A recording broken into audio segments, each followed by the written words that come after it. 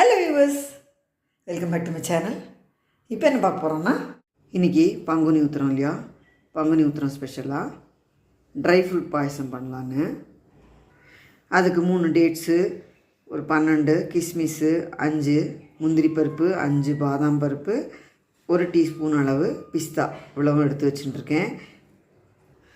இதுக்கு வெல்லம், சின்ன டம்ளரில் 1 டம்ளர் வெல்லம் சேர்த்துக்கிறேன். இது நல்ல வெல்லம் தான். கொஞ்சமாக தண்ணி விட்டு கரையை விட்டு கொதிக்க விட்டுக்கலாம், பச்சை வாசனை போகட்டும். இந்த நட்ஸை மிக்சியில் சேர்த்து குறப்பாக முதல்ல பொடிச்சிக்கலாம். இந்த மாதிரி பொடிச்சாச்சு. இப்போ விதை எடுத்த பேரிச்சம்பழம் கிஸ்மிஸை மிக்சியில் சேர்த்து இதையும் ஒரு சுற்றிக்கலாம். இந்த மாதிரி சுற்றி எடுத்துன்னு வந்துட்டேன். வெல்லம் பச்சை வாசனை போக நல்லா கொதிச்சாச்சு. இப்போ இந்த அரைச்ச டேட்ஸு ட்ரை ஃப்ரூட்ஸ் பேஸ்ட்டை கொதிச்சுட்டு இருக்கிற வெள்ளை தண்ணியில் சேர்த்து நல்லா மிக்ஸ் பண்ணி விட்டு கொஞ்சம் கொதிக்க விட்டுக்கலாம். பச்சை வாசனை போக நல்லா கொதிச்சாச்சு. கொஞ்சம் ஏலக்காய் பொடி சேர்த்துக்கிறேன். ஸ்டவ் ஆஃப் பண்ணிவிட்டு கொஞ்சம் சூடு ஆறினதும் பாலோ இல்லை தேங்காய் பாலோ எது வேணால் சேர்த்துக்கலாம்.